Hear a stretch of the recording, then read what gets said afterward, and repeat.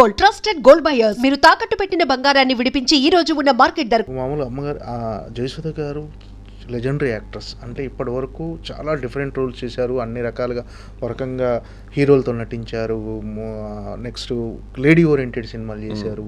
ఆమెకంటూ ఒక ప్రత్యేక గుర్తింపు వచ్చారు, చాలా అవార్డ్స్ వచ్చినాయి. ఏమంటే ఇటు నంది అవార్డ్స్ కానీ, నెక్స్ట్ మనకు ఫిల్మ్ఫేర్ అవార్డ్స్ కానీ చాలా అవార్డ్స్ వచ్చినాయి. మీకేమనంటే ఒక లేడీకి ఒక పద్మశ్రీ కానీ, ఒక పద్మభూషణ్ కానీ ఇలాంటిది ఏమన్నా మమ్మీకి రాలేదని ఒక చిన్న మీకేమన్నా అనిపిస్తుంది? అంటే ఇప్పటికీ నటిస్తూనే ఉన్నారు, ఒక సినిమా రంగానికి సేవ చేస్తూనే ఉన్నారు, ఆమెకంటూ ఒక గుర్తింపు ఇప్పుడు నాకు అనిపించింది. ఒక మీకు అనిపించింది, ఆవిడకు కూడా అనిపించింది. ఆవిడకు కూడా అనిపించి ఒక టైం వరకు ఆవిడ వచ్చి బాధపడ్డారు.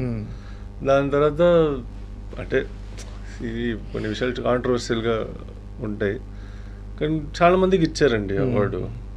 అది వాళ్ళు మేబీ దే డెంట్ డిజర్వ్.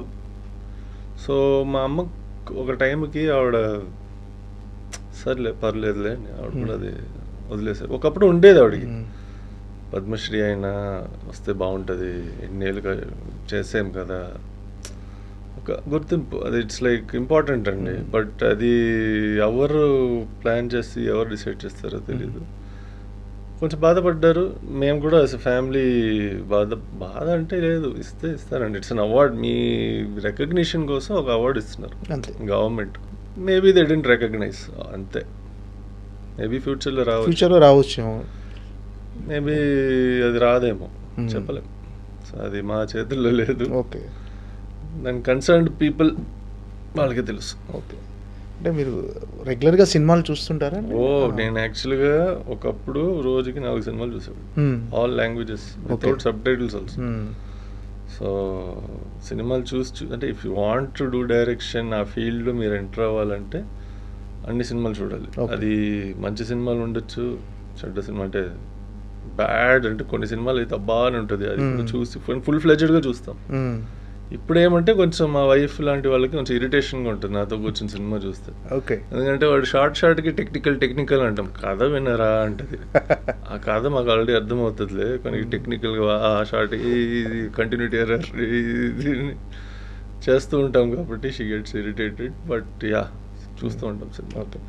అమ్మ నటించిన చిత్రాల్లో మీకు బాగా నచ్చినాయండి పాతవి కానీ? అంటే ఒక ఏజ్కి వచ్చిన తర్వాత పాత సినిమాలు చూడడం మొదలెట్టాను, అంటే 70sలో. సో దాంట్లో I felt her best movies Shivaranjani. మేముగా ఒక ప్రొడక్షన్ మేము తీసిన కలికాలం అని ఒక సినిమా తీసాం, చంద్రమోహన్ గారు, మా అమ్మ, సాయి కుమార్ గారు. అది అప్పుడు కొంచెం మెమరీ ఉంది, ఎందుకంటే I was thinking 5 years old నాకు ఏజ్. సో ఆ సినిమా కొంచెం బాగా మంచి సినిమా, అది lovely film. Then of course అమ్మ నాన్న తమిళమ్మాయి, మీకు చెప్పినట్టు కనెక్ట్ అయ్యాం మేము. సో మా అమ్మని ఆల్మోస్ట్ న్యాచురల్గా ఆవిడ బయట అంటే మాతో ఎలా ఉంటారో అలాగే ఆ సినిమాలో చూపించారు కాబట్టి these 3 movies I will say her good movies. Money aunty, brilliant movies. అలాంటి సినిమాలు తీయాలి. That's what I'm saying. Okay, OTT వచ్చిన తర్వాత మార్కెటింగ్, ఓకే సినిమా థియేట్రికల్ అంటే ఒక బడ్జెట్ ఉండాలి, ఇన్ని టికెట్లు. సరే ఓటీటీ వచ్చింది కదా, వి షుడ్, ఐ ఫీల్ అలాంటి కొంచెం సినిమాలు తీస్తే బాగుంటాయి. హోపింగ్ మేము కూడా మేబీ మేము తీస్తామేమో.